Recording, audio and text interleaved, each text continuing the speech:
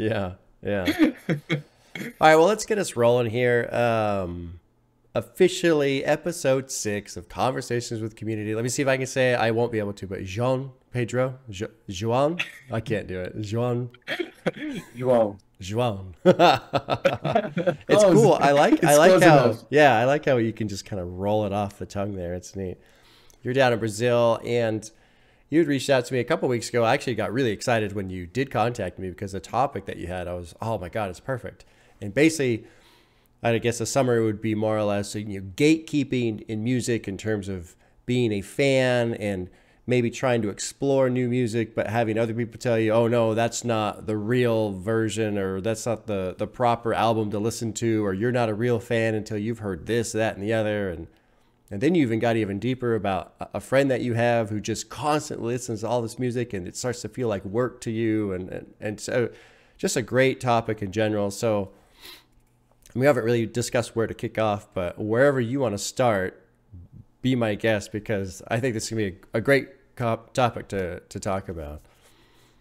Well, I guess the best place to start would be like the basis, right? So like the Yeah. Yeah, sure. let's say the most simple way of gatekeeping, which is someone just coming to you.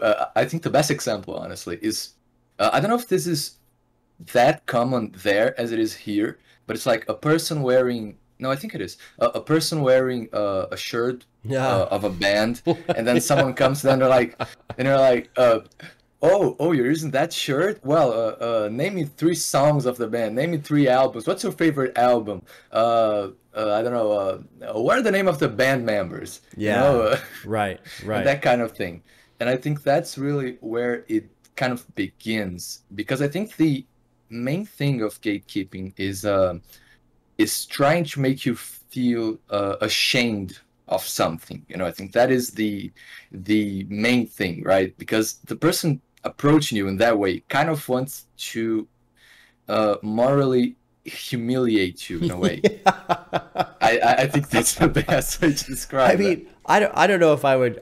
That's a fairly intense description. I mean, I think there's a lot of truth in that, but I do agree in the sense that it seems like it's almost like that person is putting themselves up on a higher hill so they can look down on you and go, oh, you don't know what you're talking about. Like, or maybe even other people, maybe they feel like you don't deserve to wear that shirt, or you don't deserve to call yourself a fan, Yeah. or whatever, because you don't know all of these things that you're supposed to know.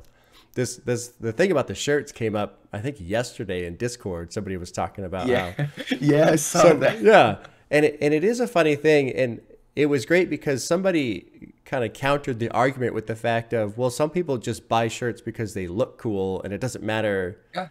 and I thought about that, and I was like, I didn't say anything in the chat at the time, but I buy a lot of shirts from a surfing company because I like them. And I don't surf. I do bodyboarding, but I don't surf. And even when I bodyboard, it's like 5 times a year because I don't live near the beach. And I like the shirts because they look cool and they're comfortable, and that's it. It has Yeah. nothing to do with the culture. It has nothing to do with surfing. It has nothing to do with any of those things. Yeah, I think it's that infamous Nirvana shirt and Joy Hmm. Division shirt, that Unknown Pleasures, which came to a point where it's no longer like necessarily associated with the band. It's more like a separate thing. And I think there is an argument to be had of like where a band is a band and where a band is a brand in a way. I think there's this thing that is a band's merchandising really like uh in a way part of the band, or can you just wear it because you think it's cool? I Yeah. think you could just wear it because it's cool, but for some people it's like I don't know, it's like treason in a way, or they feel like they're obligated to reach you and be like, no, you haven't listened to their record, or you don't know what you're talking about, or blah blah blah. It's Yeah. Well, and then, there's also the aspect of some of these artists. I would say, especially in hip hop, but maybe it's in other genres too. But I know Tyler the Creator. I think Kanye. I think a couple of these artists have gone on to make their own like fashion lines and clothing and stuff like that. And so now that really takes the whole concept and spins it around, because what if you're somebody who's into fashion and you don't really listen to music, but you discover this fashion line from this artist and you strictly buy the clothing because of the fashion line and it's no relation to the music whatsoever? That's a possibility.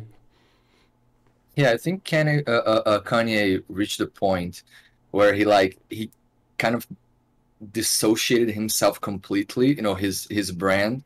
You see people wearing Yeezus, for example, and they might not listen to Kanye at all. Right. But like Tyler's example, I think it's great. Like and I think more and more people are trying to dissociate, and that's great. But it still leaves the bands that don't do that, because like this is very common in hip hop, as you said. But in other circles, at least, you know, the ones I'm concerned with, yeah, this doesn't really happen. They still have like it's very clearly band merchandise, right? And then that problem suddenly shows up. You know, it suddenly arises. Yeah, and I think it's also a matter of like the more popular the band, the worse it gets. You know, it's I think that's pretty obvious, but yeah. Well, actually, you know, I think I agree with that. But then I think too, I feel like if you were to wear a shirt from a band that's a little bit more unknown, not extremely popular, then if you came across a true fan, you'd almost get hammered. Like, oh my God, you're wearing that shirt. That must mean you're a huge fan. That must mean you know this album and you know these bands, that you know everything about them, which is also just untrue. I don't know. It is an interesting situation. And I personally have always wondered what kind of drives that, because there's so much music that I listen to and there's so many bands that I love. Like, for example, we'll say Mastodon. I love Mastodon. Great metal band. One of my favorites. I don't know the names of all the members. I don't. I haven't even listened to all their albums. Like, but I still consider myself to be a huge fan. But I guarantee you there's somebody out there who's in the metal world who is a huge Mastodon fan, or maybe just a huge metal fan and is, oh no, Mastodon, they're not metal. Or you can't call yourself a fan until you can name all the band members, like you were saying. And I just never really understood why that matters so much to people. And it's never clicked with me. It doesn't make any sense to me. Yeah, I think it's a lot to do with these kind of people. They seem to build their personality around their musical taste in a way. You know, when they get really into music, it seems like it's all they have in a way. You know, like maybe. So I think it's more something about pride as well. Of like, this is my life, if you wanna call it that. You know, and I'm gonna defend that, which is honestly silly, because you can like music a lot, you can live for music in a way, and not do those things and be like invited, because what you're essentially doing when you do this kind of things is you're pushing people off. You know, if someone hasn't listened to like Nirvana before you just bash them, they're not gonna listen after you did that. They maybe are less likely to listen to Nirvana. Yeah, and you know, I immediately start thinking about how this mindset, this mentality, like you're talking about, how they start to identify with the music and it becomes their personality, how that bleeds into things like sports, like politics, like these different aspects of just culture in general. And I wonder if it is both that simple and that complicated of a person trying to identify with something. And I mean, not that there's anything wrong with that. I think that's probably a very normal feeling, especially after listening to Man on the Moon and Kid Cudi and seeing how many people were positively affected by his music and what he did. And I think that's a good thing. But at the same time, you can still see that people are trying to cling to something somehow, whether they're a massive sports fan, whether they're constantly arguing for their side of politics, whether they're the ultimate band fan or whatever. And for me, when it comes to music, it bums me out when I see that, because I just want to enjoy music, and I want to listen to music, and I want everybody else to be able to enjoy it. And you know, if I tell them, oh, go listen to this album and it's one of my favorites, and they come back and go, yeah, it really wasn't my thing, while that bums me out, at the same time, I'm just happy they even listened to it to begin with, you Yeah. know? Yeah, I think it's the greatest issue is that some people kind of want it to be an objective truth in a way, and they don't seem to realize art is very subjective, That's a good very point. subjective. And That's I a good think that point. of all arts, music is the most subjective because, you Yeah. know, if you're talking about, I don't know, a movie, I don't know a lot about movies, if I'm being honest, but you can objectively, let's say, put quality onto some aspects. Like you can say that a script is logical or isn't logical. You know, Sure. there are certain things that are very objective. And in music, unless we're talking about stuff like, I don't know, those bands that are openly racist or openly, like, you know, in a very, very Right. extreme Right. side of things, there's no such thing as this objectivity, you know, of people like, yeah, this is objectively good. Even the most universally praised records of all time have at least one person who's like, I don't really get it, you know. Yeah. Oh yeah. Oh yeah. I And that's part of it, you know. That's part of the art experience. Yeah, I immediately, when you talk about that, I immediately think of one of my favorite tracks of all time. It's from Aphex Twin, and the track is called Nanu 2. I don't know if you've heard it or not. Yeah, I have. It's a very, very simple piano piece, and it's almost, the song is almost more empty space than it is music. It's this perfect balance between this just very basic piano movement and silence, and I love it. I love it. And I feel like every time well, not every time I listen to that song, but when I think about it like this, when we think about objectivity versus subjectivity and what's good and what's bad, I feel like anybody who knows how to play the piano or can play it well would hear that track and go, this is dumb, nothing's happening. But at the same time, because it's so simple and so clean and so just, it's so calming to me. I love it. I absolutely love that track. I've always loved that track. But it's one of those things where I don't know, maybe it's just me that's maybe there's something about me that is drawn to that sound. Maybe it's the fact that that entire album is just this crazy drug trip more or less, and then that's the final track and it feels like he's waking up from this wild experience that he had. Or I mean, maybe it is beautiful and other people would agree, even if they're, you know, they can play this incredible concert on a piano. I don't know, but I guarantee you there's going to be people who listen to that song and go, I don't get it, like nothing's happening. Yeah, exactly. And I think that the more you dig into like more specific things, you like go away from the uh, more mainstream, if you want to call it that.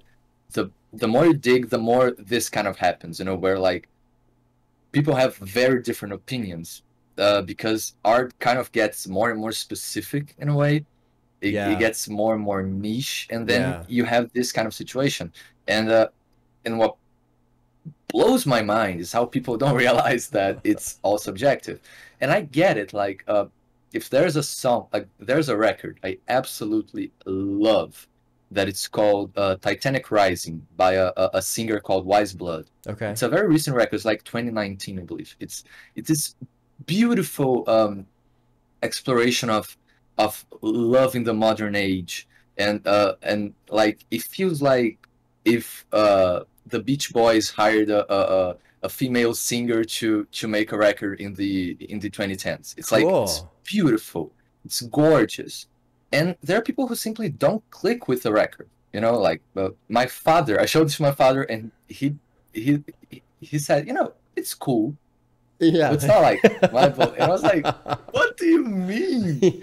I've Yeah. cried listening to this. What do you mean? But then Yeah. there's the thing, you know, if I show like my father, let's say one of Rachmaninoff's piano concerts, there's one that he like the song starts and he's crying already. You know, it's that kind of thing. Wow. And I think that the kind of people that try to undermine that and try to push this objectivity discourse into the music sphere, they are essentially undermining the discussion on music itself, you know, and they're trying to impose this one rule that you must follow, or you are a normie, or you don't Yeah. know how to listen to music, or whatever, you know. Yeah. Well, let's break off into what you're talking about with, because you have a friend who I guess just listens to all kinds of like underground and niche, He's and it's insane. kind of, let's go into this rabbit hole a little bit because I think this is a good segue for it. So I have a friend, like he's not even from my state. He's like a virtual friend. Okay. I've met him in music circles and all of that, and he's really cool. But he listens to a lot of music, and I mean, like, you know those music charts that people post. I don't know if you've seen this. Like, there's this app called Last.fm that tracks what you listen, and Yeah. then people at the end of the week or at the end of the month or both, they make a chart. So like there's an app that takes that, and then it puts everything you listen to in like a 4x4 or 5x5 image, where Yeah. each little thing, it's a, you know, like his is every single week it's at least a 4x4 square. A lot of the times it's a 5x5 square, and like with the most obscure, random records imaginable, and like, and he's the kind of guy that he's just like casual, like, okay, I'm gonna listen to like 3 records I've never heard before today, like normal, you know, that's a normal day for him, you know. And I look at that and I'm like, do I really like music? You know, should I be doing this? Because like this guy's, he's clearly in love with music as a whole. And here I am, sometimes I barely listen to one new record in a week. You know, there are times where I spend an entire week just listening to the same 2 records. And I think it's very easy to fall into this mentality where you wanna, it's weird, right? You kind of want to be a great fan of music in a Yeah. way. You know, you kind of grade how good you are at being a music fan, I and that, no, go ahead. Well, I was just gonna say that, you know, when you're talking about that, like listening to two or three in a day, and I right now I'm on this great rotation of an album a week, and really enjoying an album a week, and there have been times when I felt like one week wasn't long enough, because in a week I can get, depending on my schedule, but maybe I can listen to an album 6, 7 times Yeah. in a week. That's probably the average. And there have been albums like there was an album Tool. The band is Tool. The album was Hmm. Enema. I listened to that thing for like a year straight, and that was one of those albums where for a month or so this was my favorite song, and then this other one was my favorite song, and just like every Yeah. time I was like, oh no, actually this is my favorite song. It just, every song slowly grew and evolved in my own head. And so I take that experience and I compare it to listening to that album once with two other albums in a day and then moving on, and it's like I don't even experience it.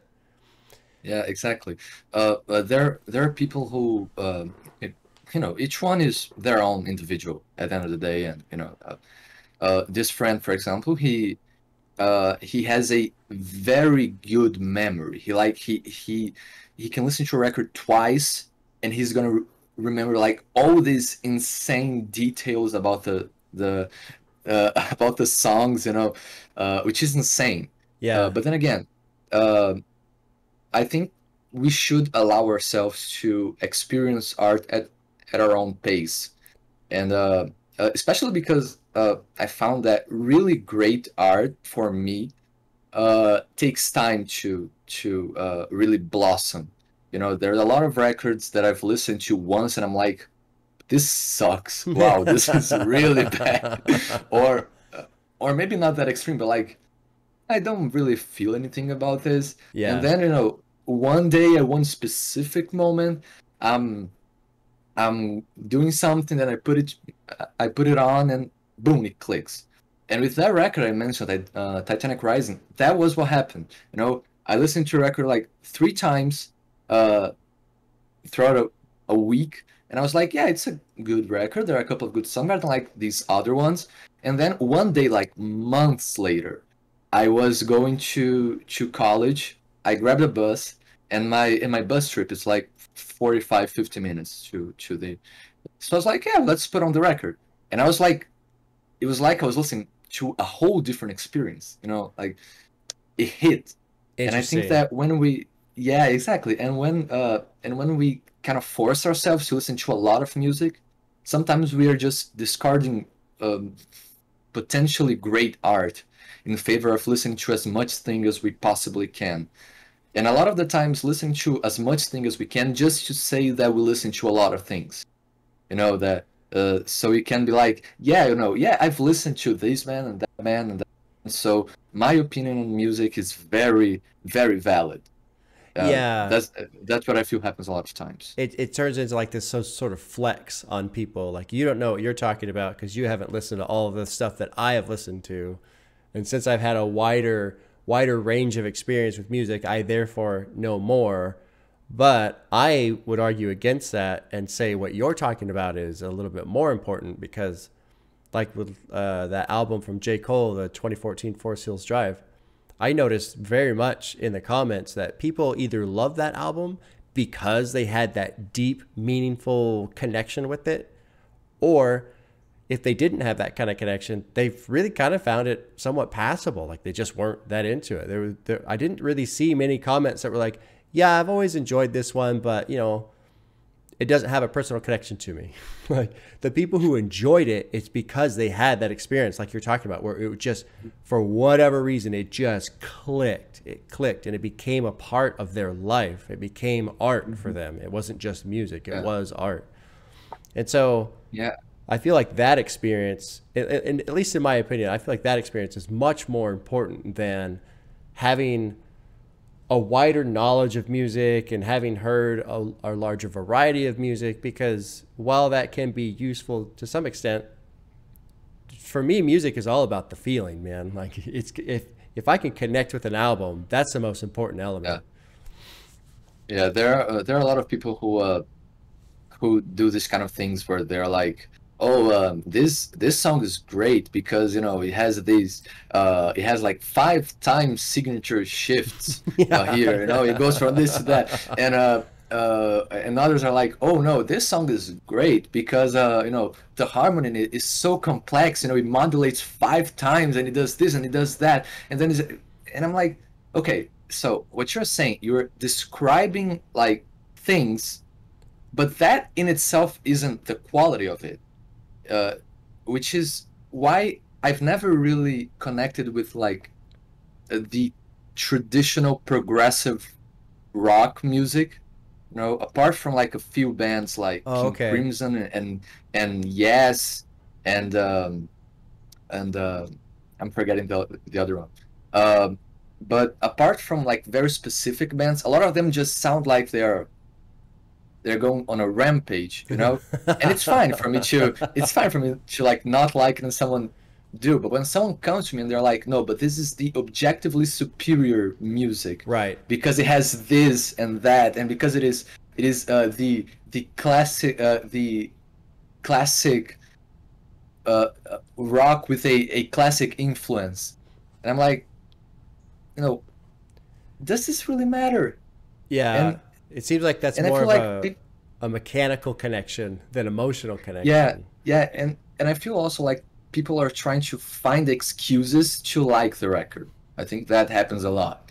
Like to I'd say to avoid uh subjective criticism of something they love, they kind of shelter in this objective truth because like you can't hide from the fact that the song changes how many times. Yeah, That is an sure. objective thing. Yeah, it's almost like a And stat. yeah, exactly, exactly. But So there is something to be said too about I enjoy music in a certain way, and other people enjoy music in other ways. I'm sure there are plenty of people out there who enjoy music for the mechanical structure, yeah, of for course. the engineering that goes into making a song. I mean, that's got to be something people are into as well. No, of course, and it kind of goes back to what we were saying, that it's all very subjective. You know, everyone has their own little preference to what they like and what they don't like. Going back to like to my father, for example, he loves melodies. You know, so like when I show him a song that doesn't have a melody, so like a hip hop song or one of those spoken word songs, Okay. he doesn't like it because there's no melody in it. At the same time, there are people who fixate on very specific things as well. There are people who, as I was saying, they just like those songs that change a lot and that they're doing all these kind of crazy things, and for them that is the biggest musical orgasm, if you wanna call it that. You know, it's like that great thing, and all else takes second place in a way. Yeah. It isn't like when you mentioned that specifically, the kind of changing and the variety. That's something I'm big into. Like, I love a song that builds and grows and evolves, and it's just not that it's always keeping me guessing, because as you become familiar with the song, you obviously know where it's going to go beforehand. But I do find myself losing interest in tracks where it's just a cycle that's repeating, because I feel like even if it's a 5-minute song, well, this is just a 2-minute song that's been repeated 1.5 times. You know, so like a band that is very popular, Daft Punk, huge band. Lots of people love them. Great sound. I'm not a huge Daft Punk guy, just because it's like, I think I've even said this before in one of the videos, like, okay, I get it. Are we going to move on? Like, no, one more night. It's like, okay, man, here we go. Another 45 seconds of this stuff. And same thing with, there's the band Kiss, that rock band Kiss. People, I mean, huge band, lots of fans, been around forever. And I get bored with Kiss because it's like, yeah, I get it. You want to rock and roll all night and party every day. I get it. I know. Let's move on.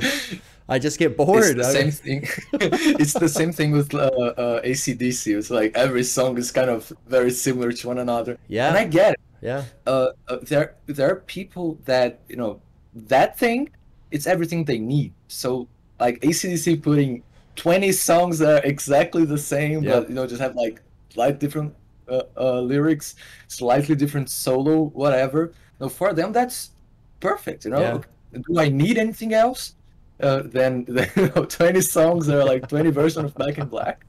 I don't need. Yeah. Yeah. Yeah. So And I let's. think it all. Oh, go ahead, man.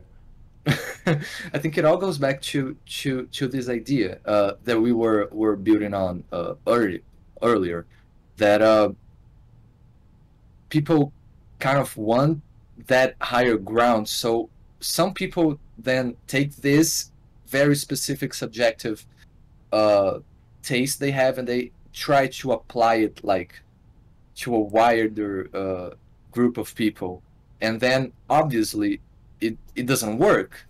You know, it doesn't translate, because each one likes different things. Like, even if we are in a very specific, like, let's say that both me and you like songs that change a lot, Mm-hmm. but I don't like songs that change a lot with no reason. I like there to be a very clear connectivity between, but you might not care about that at all. You might just like, oh, it changed a lot, oh, I love it. Yeah. That is already a difference in a group that is very specific. Yeah. So Yeah. so that kind of rule enforcement just never works, and it comes to a point where you have to wonder, like, why are they doing that to begin with? You know. Yeah, and that's a good point, because now for me, the first thing I start thinking of is now you're kind of defining the line between intentional versus chaos. Like if people are just thrashing around, and that's something I've never really gotten into punk too much, both because of mostly because I feel like with their bass lines and stuff, and I haven't listened to a lot of punk, so I'm not a fair judge, but the times I have listened to it, I'm like, it just sounds like so many of the bass lines are similar. Like, I've already heard all the bass lines before. Whereas when I get into a band like Tool, the bassist for Tool is incredibly innovative and unique and just has these great bass lines. But then too with punk, it just seems like, and I think this is just part of the genre, this is the whole point, is it seems like they're thrashing around just for the sake of thrashing around. Mm-hmm. And there's nothing wrong with that, but kind of like what you're saying, I want there to be at least a reason to why they're thrashing around or why it's going off on this weird tangent. But yeah, sometimes sometimes the reason is there is no reason. That's the point. We're gonna thrash around. Exactly. Yeah. It's funny. I love some songs. Have you heard of a band called Black Midi? No. They're a very recent band from the UK. They make this kind of wild rock songs, like, and and some of their songs, they sound like they just got in the studio and they were like, okay, this is sort of what the song is about, and then they just start recording, you know, and it's just pure chaos. The song goes from one side to another and goes back and then kind of circles around. It's super fun, and I can see someone who doesn't like that, looking at that and thinking like it's pure randomness, you know. There's no connection between that. But for someone else, it can be like, no, that is the brilliance of it. The fact that they're all just like this very disjointed things that kind of come together in a single song, and you know, this just traces back all the way to what we are previously saying, you know, of like what gives you the right to say something is good or bad. And I want to point something out that I've been meaning to say. Do you know about Rate Your Music, the website? No. It's a website. Yeah, that is the worst of all. It's a website where people go and you know, as the name suggests, they rate the music. Okay. So it's basically like you go there, and then, you know, there's a record that you give from 0.5 to 5 stars to the record. Now, there are a lot of people who seem to listen to records just so they can put it on Rate Your Music, you know, just so they can, yeah. And so it's like, okay, I'm gonna listen to this record 3 times exactly, no more, no less, so I can review it to Rate Your Music, so my musical friends can see just how much music I listen to. Yeah, it's like strange. This kind of, yeah, no, and I think it beats the purpose, right, of art. I think so too. You know, allowing art to talk to you, and I think that's a lot of that there's a lot in art of you allowing yourself to be touched by art. It's something that I've come to realize very recently, that like there are moments where I'm just not into the mood to listen to a new song. Yeah. Or to listen to a particularly type of mood. And these kind of people, they just don't care. It's like they just steamroll it. Well, let's dive into it further, because we were talking about your friend and he listens to all these different albums and stuff like that. But let's go deeper, because you also had mentioned at one point how, well, I don't remember exactly what you said, but you basically alluded to the idea that, oh, you were listening to this and you were listening to that and you were becoming a fan of certain music or whatever. But then this friend said, no, because you haven't heard this, or this yet, which is really the gatekeeping that we're kind of talking about. I mean, what was your what has been your experience with that? I've seen some comments on YouTube on some of my videos about how, oh, I'm only listening to the mainstream shit and I haven't gotten into real hip hop yet. And it's like, you know, whatever. What are the experiences you've had? The question I ask is like, how are you supposed to get into a genre as big as hip hop without going through the mainstream first? Like, what do people expect of you?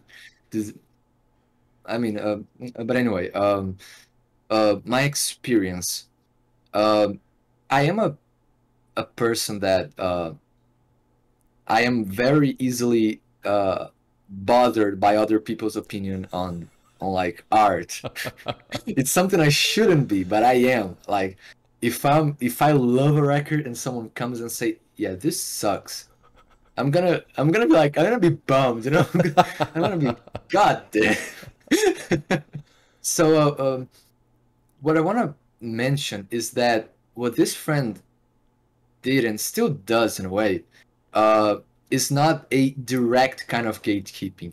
And I think that's important to mention. It's an indirect type of gatekeeping where you're like, it's not explicitly saying like, you know, you are a real fan of this genre because that isn't that. No, he's saying like, oh, you listen to this record because you know, I love this and that record, and they're very important to this niche and that niche, and then it kind of becomes a personal thing, and that's a thing. That's something I have, and I've seen other people have too, where they kind of gatekeep themselves, where they're like, damn, I haven't listened to these records yet, so like, I don't really have a place in this conversation. Yeah. And I used to feel that a lot, especially when I was getting into music, and there was like these lists and lists of classic records that I had to listen to. You know, 50. Oh, you're cutting out 50. A little bit. Oh, there you go. Oh, damn. There you go. But there's like the 50 classic rock records, and there's like the 50 country records, and there's like the 50 jazz records, and then you're like, you know, I still haven't worked my way through like the classic records, and I don't think I ever will, if I'm being honest. And some people kind of feel that, and I used to feel that a lot, that because I'm not obeying this very arbitrary definition of what are the best records of a specific genre, I kind of have no place in enjoying the genre, you know, and that I should be first listening to the classics and then like jumping in deeply. Yeah. And it is a strange situation, especially when you start to counter in the idea of some of these experiences where you don't really click with the album until you're in the right time, you're in the right place. It's been your 10th, 11th, 14th listen. Because if you have all these albums to get through, and it's really like a catch-22 almost, this situation that you're talking about, where people say you have to listen to this, you have to listen to this, you don't know what you're talking about until you've heard these things. And that's true to an extent, but there's two layers to that. There's hearing the album, and then there's hearing the album and having it click with you on that deeper level so you understand why it's so important. And that second level, that deeper level, you can't just have that happen at will. Like it has to be something you personally experience. And sometimes it sometimes it doesn't happen. Sometimes it doesn't even happen. Yeah, exactly. Sometimes it just doesn't come. For example, Revolver by the Beatles is a record that I just cannot click with at all. Everyone says I don't it's click like with the Beatles at all. Yeah. Like, yeah, I can only click with like Abbey Road, and even then it's just like the first leg, the second leg I have paying attention to. So it's like then it kind of gets into the point of like, I don't get why Revolver is such a common classic record, a record that every Beatles fan says is, you know, it's some say it's their first masterpiece, you know. And then I'm like, and I'm looking, I'm like, is it? Like, what am I missing here? Right. And then it comes, okay, I've listened to the record, but can I move on from it if I haven't grasped it yet? So I've tried. I've listened to Revolver, I think like 8 times, like and 8 times like sitting down just to listen to Revolver, and I'm just like, I don't get it. Like it just doesn't come. Where there are other records like Steely Dan's Asia, which is a record that I sat down for the first time and it clicked immediately. Yeah. And I was like, yeah, this is fucking amazing. Wow. You know, and it just comes to that point, right? Do you want me to listen to as many records as possible, or do you want me to grasp as many records as possible? And people don't seem to know what they want when it comes to that. You know, because there's also, you probably already have gotten comments like that of people like, no, you haven't listened properly to this record. You have, haven't you? I get that. I do get that a lot. Well, not a lot. I get that occasionally because I'm so lyrically focused when I'm listening to music. And so when I do the reactions, I'm paying attention to lyrics, and people do leave I don't, not angry comments, but like slightly annoyed comments. Like, why are you paying attention to the lyrics? It's all about the sound. And that's how I digest music. I love lyrics. And one thing that has been good for me when it comes to hip hop, especially with stuff like Whole Lotta Red and what was the other one? There's another one where the lyrics weren't the centerpiece. And so it forced me. It forced me to step back and, okay, let's focus on the sound. Let's focus on the idea of vocals being an instrument rather than a storytelling function, and just experience music in a new way. And that was been great for me, because now it's like, okay, it expanded my own musical mind in a sense. But it is weird because, like you're saying, you have to listen to it the right way. But what is the right way? Like, I think a lot of the stuff, especially with Whole Lotta Red and Die Lit and those kinds of albums, I really think the only reason I could enjoy them is because I have a background of listening to things like The Crystal Method, Prodigy, Aphex Twin, Future Sound of London, Delirium, like these other artists that were back in the 90s doing electronica. If I hadn't listened to electronica, I don't think there's any chance in hell I would have gotten into Whole Lotta Red, because I'm just not used to any of those experiences, not used to that type of sound, not used to that type of vocal, none of it. I would just went, well, no, not for me. Yeah, and that touches into an interesting point. I think that it's that certain genres have very specific things that you have to pay attention to in a way, and that you only learn it by by getting being exposed to it, by listening to it, and by giving it time. When I first started listening to hip hop, I didn't get it. Like it was very hard to sit down and listen to a record and be like, like immersed in it. I was always thinking about things because I was very used to like the rock aspect of it. So I was always paying attention to the instrumental, and then the guy was speaking right in front of me, and I was looking right past him. And it took me a while, like a month maybe, to get used to that new sensation. With EDM, the same thing. Listening to like Aphex Twin for the first time, I was like, what is like, what am I supposed to be enjoying about this? Yeah. And then you kind of click, and there's a lot of different things for a lot of different genres. Even in stuff like spoken word, or I don't know if you're familiar with the no wave movement, for example. No, I don't know that. It's a movement that happened in New York in, like, I want to say the 70s, but it was like abrasive spoken word, like barely any structure to songs. If you're not used to it, it sounds like noise, like just white noise, and a guy screaming over the white noise, and if you don't give it time, if you just want to go right through it, then you're not gonna understand what's so appealing to that. Because even though art is subjective, there's still this thing of understanding what each genre is trying to do, that I think it's something that might take a while to understand. Yeah.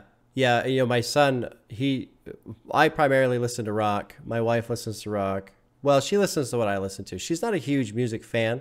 She's become more of a fan after spending so much of her time with me, because I love music, and so she's just being subjected to all the crap I'm listening to all the time. But in that, she has become a fan of music. And of course, my son is on the same path where he's listening to all the same stuff I'm listening to. And as I got into this hip hop journey, started playing him some songs I think he might like, because maybe the music's really cool or whatever. And he still hasn't punched through that initial barrier of just getting used to this totally different style of vocals and lyrics. Like, he loves Kanye's Black Skinhead because he loves the drums. Like, he's just totally into that. But he still has a hard time with not the lyrics themselves, but the structure that the lyrics are coming out in with rap. And I played, I can't remember the name of the track. There's another song I played for him because I thought, he might really like this. And he said, yeah, I like the sound, but I'm just not used to the guy, the way he's singing. And I think in time he probably will get used to it and probably get into it and enjoy it. But I went through that experience. He's going through that experience. And I think that kind of experience, that initial, like if I take somebody who has only listened to country music and I tell them to listen to metal, they're going to freak the fuck out. What? Like if I put on Sepultura and there's this guy screaming and it's distorted and just banging, they're going to go, what is going on? Like, this is impossible. This is noise. You can't enjoy this. And, you know, that's probably true at first. And like you're saying too, you got to be in the right mood for certain things. Like if I'm feeling chill, I'm not putting on Sepultura. But it's just interesting how every genre has that barrier, that just new sound that you're not familiar with. And you got to break through that barrier. But then when you do and you start to explore, then you start hitting some of these gatekeepers of, oh, well, you've only heard this. Oh, that's just mainstream. That isn't real, whatever. Oh, you've listened to that album. That's not even their best album. You have to listen to this one and this one first. Or, you know, with hip hop and this channel, there has been a lot of, oh, you need to hear this to understand the evolution of their sound. And I think that's a very, very valid point. And it's been very true. Like, yes, going through Tyler and his evolution of sound has been fantastic. Yeah, it's day and night. Yeah, like, it really is. From where he begins to where he ends. Yeah. But at the same time, I was able to enjoy that because people, they didn't use that as a gatekeeping method for me. They used that as a path to enjoy the music. Like, hey, okay, you're into this? Cool. Go down this path. And I think that's a very important difference because some people present it like a wall, you're not a fan, and other people go, oh, no. Go this way and you'll enjoy every ounce of it. Yeah, there's a story actually. When a friend of mine wanted to get into jazz, and then he asked for like essential jazz records so he could start jazz. And jazz has this very specific thing where like it kind of evolved separate from like the rest of the musical landscape. Like starting on the 60s, 50s, 60s, it just kind of branches out of what you want to call, you know. So if you grab like a contemporary jazz record of like 2020, 2021, you're just not gonna understand shit. It's just like a whole different thing happening, right? So jazz is one of those things that you have to start from the beginning to kind of see where it's going and all the movements and all of that. So this friend, he comes to a group, and then he's like, what are essential records? And then someone recommends Giant Steps by John Coltrane. It's like one of the most inaccessible jazz records ever. It's like it's almost incomprehensible. It's okay, maybe I'm exaggerating a little, but it's very like, if you're not used to jazz, you're just not gonna understand it. You know, and I think there's a big difference between someone coming and being like, no, you have to listen to this, and this, and someone coming like, no, look, jazz is a very strange genre, so you should start with this, should start with that. It's all in how you portray it. Yeah. Because I do think that some, you know, I don't want to say most, but some of gatekeepers actually want people to listen to music. They just kind of have this very bratty and aggressive attitude towards it, you know, and they think that by showing these normies and the sheep just what true music is, they're gonna be like, oh master, yes, you are correct, this is the true music, I can't listen to it. I love it. Not how it works. I mean, it is. I wonder if it really is just as simple as that, as simple as someone's personality and how they go about helping someone. Because, you know, some people are very nice and patient and good at explaining things, and some people are just kind of jerks. You know, I wonder if it really is just that simple. Yeah, I kind of think it is for a lot of people, because I think music is something that, because it's so subjective, it's very easy to be really passionate about. I've come to realize that very recently, that like I think that I'm very attached to a lot of the the stuff I love, exactly because it feels so personal. And Yeah. because it feels so personal, you kind of, you know, I think it's easy to not be able to properly express yourself. So these people, like, they're really passionate about this, and they want others to like be as passionate as they are. So they're just like, yeah, you should listen to this and that and that. And sometimes it's not even aggressive; it's just very overwhelming, and it feels like that person is just like setting a barrier when they might just be trying to kind of get the person more into it. But you've got to realize that you're talking most of the times with a complete stranger, you know, that doesn't know you Yeah. and that doesn't know what you like, and then it just feels like, okay, this guy's just a fucking jerk, you know. He wants to, uh, and sometimes it's not like that. I do believe that there are people who are just like mean spirited, and that Oh yeah. Oh yeah. especially when you get to like the more underground things where they're like there are those people who have the underground syndrome and they want things to stay underground and they kind of want people to like stay away from it. So they're trying to just keep everyone away from it. But I think a lot of times it comes down to just being too passionate about it and not knowing how to like convey things. And I mean, I kind of get it. Social things are hard. I'll give it that.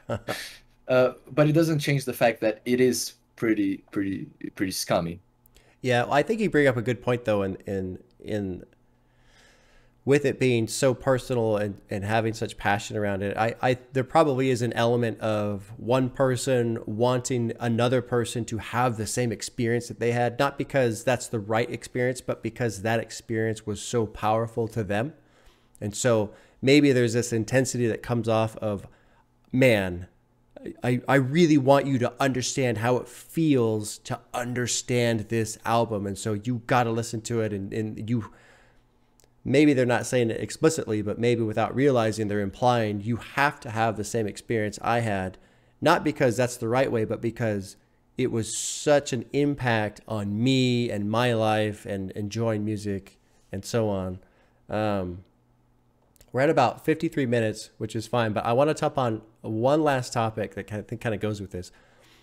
How do you feel about people who rate music compared to other, like, you know, they rank their albums, they rank their songs, they rank artists compared to each other? Because I feel like, well, it's not exactly the same topic. It exists in a very similar vein. So touch on that, if you Yeah. will. I have mixed feelings on one side. I like rating things I listen to a lot of times because it helps me kind of uh, synthesize what the experience was. So, for example, when I have to sit down and give a rating to a record, for example, I start thinking, okay, did I really love this record? You know, let me think a little bit about my experience. Uh, so I don't see exactly a problem in rating. I do see a problem in comparing and in thinking that rating has to be static. You know, Ooh, interesting. so what I do a lot of times, like, giving a quick example, I listen to. Are you familiar with Camel, the prog rock band? No, I'm not. Yeah, Camel is a fairly well-known band in the prog sphere, you know, and they have a record called Mirage, which is like one of their essential records. And I first listened to it a couple of years ago. I gave it like in my mind it was like a 9.5. I really liked it. I revisited it like last month, and I said, you know what? It's not as great as it might be a 7, you know, it might be a little lower. And I think that's a lot of that with art. You know, art can grow on you, and it can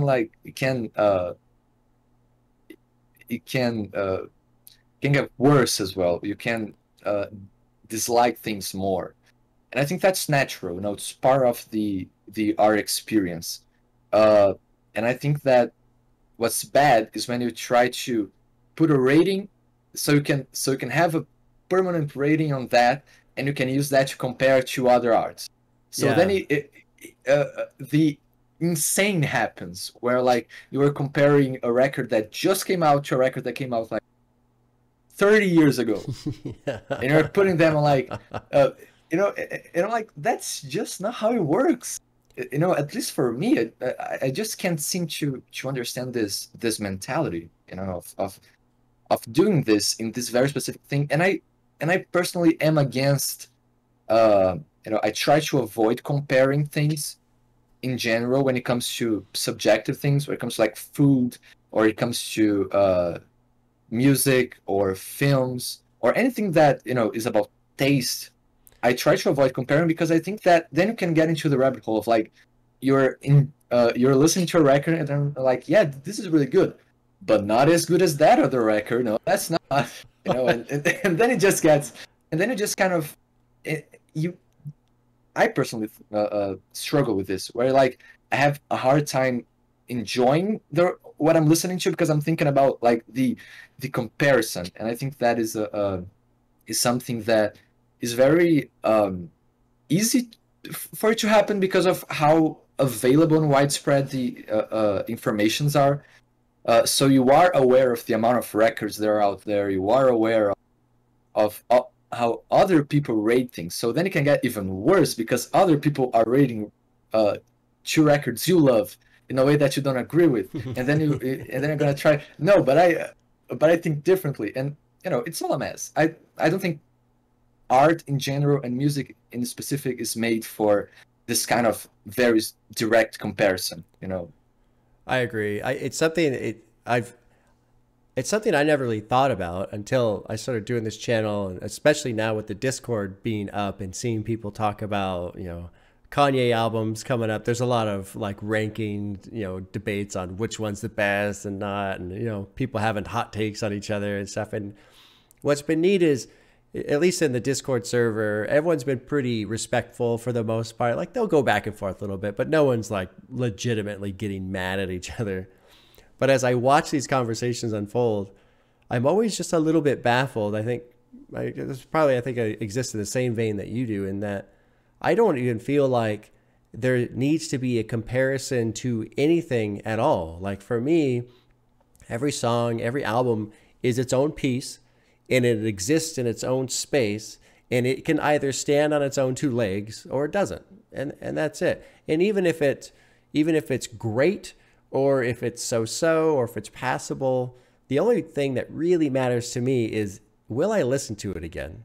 Because if it's not clearing that bar, well then it's out, and it's irrelevant now. It doesn't matter anymore. But if it does clear that bar, even if I don't listen to it that often, I'm still listening to it again, which means there's still some value there. I'm still having an experience with it. And while it might not be the most important experience or whatever, sometimes the stars align and it's like, you know what? I want to listen to that one. I never listened to it. I just feel like listening to that one. And then for whatever reason, that one fits in that perfect space where another album is too much or too little or too loud or too quiet or whatever. So for me, this rating, I agree, like there is a natural tendency to rate, but I think what throws me off is like what you're saying, comparing things to the other, even within artists. I feel like you can't even take an artist's album and compare it to another album because the artist himself has evolved, the music has changed, the landscape, the genre, whatever, you know, society has changed, like just things change. And so you just can't compare one to the other. Yeah, you can. I like to compare them in a not regarding quality specifically. So things like, yeah, Yeezus is more abrasive than 808s and Heartbreaks. You know, that is a comparison. I think it's fine. Or when you're like, yeah, Tool is more complex than, I don't know, Cardi B. You know, those kind of things. I think are. Yeah. But I think that the problem is when it takes the next leap, which is like, Tool is more complex than Cardi B, therefore it is better than Cardi B. Right. And then it all falls apart. Yeah. You know, because as you said, it's especially in artists, I think it's very very common to just be like, yeah, this record is not as X as his previous work or as that, and then you kind of try to use the previous thing as a measure for the next one, Yep. when there are artists that, no, of course there are artists that basically don't change, but there are artists that, they just keep taking random leaps all around, and and comparing just becomes honestly kind of not only dumb, but it's a time waste. Like, why does it matter to compare artists or to rank them, apart from like a personal thing? It Yeah. doesn't. Yeah. It doesn't really it doesn't really help in the musical discourse at all when you're just comparing them just so you can say who's better. Can't we just accept that they're all great? For example, can we just say, yeah, I don't know, David Bowie is as great as the Beatles? I don't know, something like that. Do you have to put them against each other and be like, no, because technically, this record is better than their, and then they do something that I cannot. Or they're like, they pit random records against each other, Yeah. and Yeah. then they kind of see which one is better, and then they see which artist is better based on that. Yeah. And then, what is the point in that? Just appreciate greatness, appreciate what you like, and you just don't need to compare. Just enjoy it all. I don't think Yeah. it's that hard. I agree entirely. That's exactly the space I come from. In talking too about, I can't remember exactly what you said, but I was thinking about, I watched yesterday the documentary on Kid Cudi, A Man Called Scott. I don't know if you've seen that. It's a really interesting No, not documentary. yet. You should watch it. I honestly found it to be pretty moving. It was pretty emotional, honestly.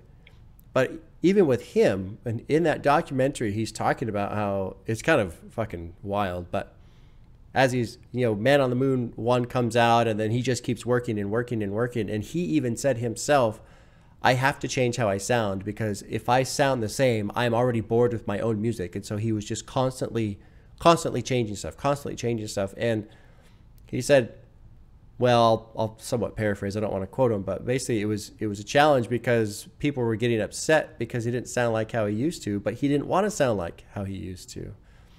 And then also with Tool, the singer Maynard, he has this interview once where he's talking about how some of the fans are upset because Tool isn't heavy as it used to be, and he's not screaming as much as he used to be. And he said the point of the music for him is to evolve and grow as a person. And so he doesn't want to scream for the rest of his life, because if he's just screaming for the rest of his life, he hasn't grown, he hasn't changed. And then therefore the music he's made has done nothing for him as a person to facilitate this growth. And so I feel like, I'm sorry, I feel like growth and change is an integral part of music and art and growing as a person.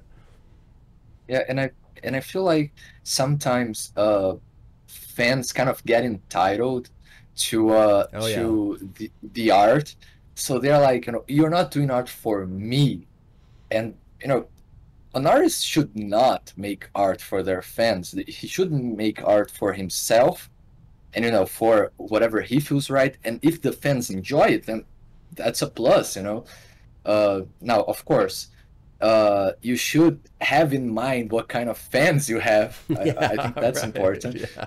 But I do think that this entitlement is also a part of the spirit of gatekeeping. This idea that this art is mine. There is there is a record that just came out like yesterday, called Ants from Up There, from a band called Black Country New Road. It's a band, like, it's similar to Black Midi. They're from like the same sphere. It's a beautiful record, and there's a song, like the final song. There's a lyric that I don't know what it's referring to, but I think it might be referring also to the fans, because right before the record came out, the main vocalist, he left the band.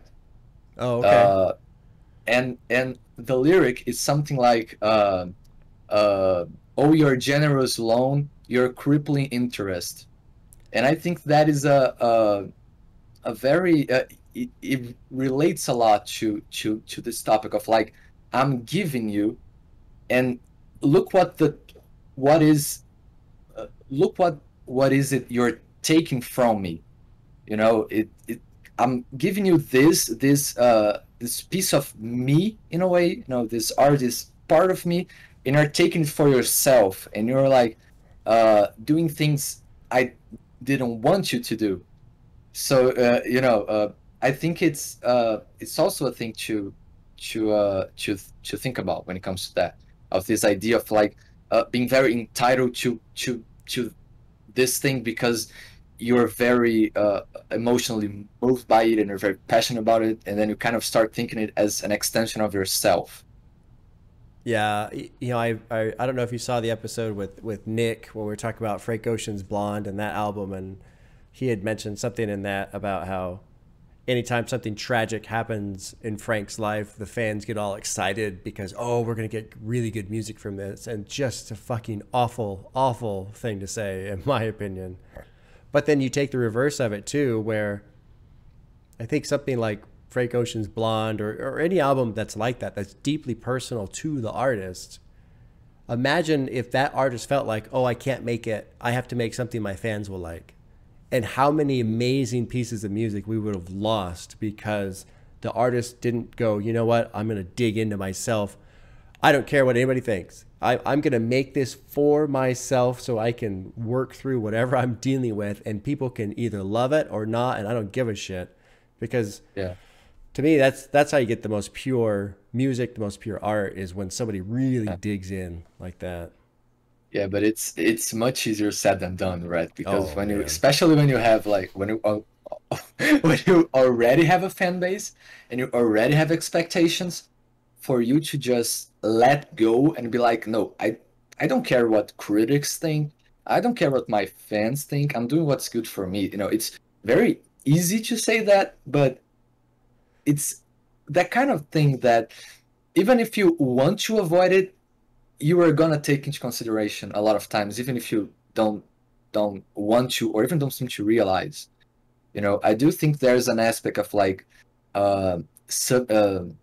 the subconscious working when you make music. You know, you kind of do things you don't really understand the reasons to, and I think that's a part of that. Yeah. You know, you're always gonna have that thing right in your mind, and that is gonna take you down, which is the reason I think a lot of artists they do drugs, like they do heavy drugs, and then they compose on heavy drugs Yeah. because because you know, I think when you it might help you go out of this state, or maybe get in this state of mind Yeah. in a way, you know. Well, then the other trouble too is, let's say an artist finally gets the nerve to do that, and then the record company steps in and go, "Oh, no, we need something radio friendly. You can't release this." And it's just like, and I think that's what happened to Frank, right? With Blonde, he actually made that on the side, and then the next day after he was out from his label, he released that. Yeah. Yeah, Well, and like, and we're talking about solo artists. Like, imagine with a band. oh my God. So you're like, and then it just goes downhill, because it's like, oh, I want this, but the drummer wants that, and I don't know, the bassist wants another thing, and then there's the PR guy, and then there's the label, and then it's just a mess. Yeah. Yeah. Well, we're at an hour and 9 minutes, so we've gone over my arbitrary time of 1 hour that I just made up for no reason whatsoever. So let's wrap up here. I mean, I think it's been a great conversation. Do you have any closing thoughts? Anything else that you'd like to say? I think that we should embrace the subjective aspect of music, and realize that what other people think doesn't affect our experience of it. We as a group can enjoy something, and that makes enjoying it better. If you have a group of people you really like, and then they all like the same thing as you do, then that makes it better. But you shouldn't allow anyone, especially strangers on the internet, to dictate what you should and shouldn't listen to, what isn't or is metal, or whatever other genre. And while I think that it's very hard to do that on the current state we live in, with like the accessibility to internet, which like just exposes ourselves to all of that, we should take an effort. We should make an effort to just allow ourselves to go into a record or go into a genre with you know, with an open mind, and allow it to happen, and don't give a shit about what other people think about it, or what other people say, or what that critic said, or etc. We didn't even get into the gatekeeping caused by critics, by the way, which I think is super cool as well. Yeah, But yeah, that's another topic. Like, yeah. I mean, that could be its whole conversation in itself, yeah, just the impact of critics on the enjoyment of yeah, music. enough people taking critics too seriously, you know, Hmm. and thinking they're a lot. But like, I think, you know, closing thoughts. Enjoy music however you want, and if someone wants to tell you what you like or not to like, fuck them. Yep. You know, give them the finger and Yeah. enjoy what you enjoy. Yeah, I As agree long with as it's that. not like as neo-Nazi Yeah, right, propaganda. of course. Yeah. I mean, there's certain things that are just garbage, obviously. But I agree completely. Like I feel music should be a personal experience, and that you experience it however you experience it, and that's it. Like I mean, obviously there's going to be outside influences that have a sway, and maybe you'll be biased one way or the other, but every album is its own little treasure for each person, and every person's going to have their own little world within each album, and that's all there is to Exactly. it. Yeah. Yeah. Okay. Well, thank hold on, let me try it one more. Juan, no, João. Juan, you got to put that It's close enough. It's one, close enough. you got to put that one at the end, huh? Juan. It's Well, close enough. It's close enough. well, thanks for being here with me, man. That was a great conversation. I'm glad we were able to make it work. And yeah, everybody watching, we'll see you again next week.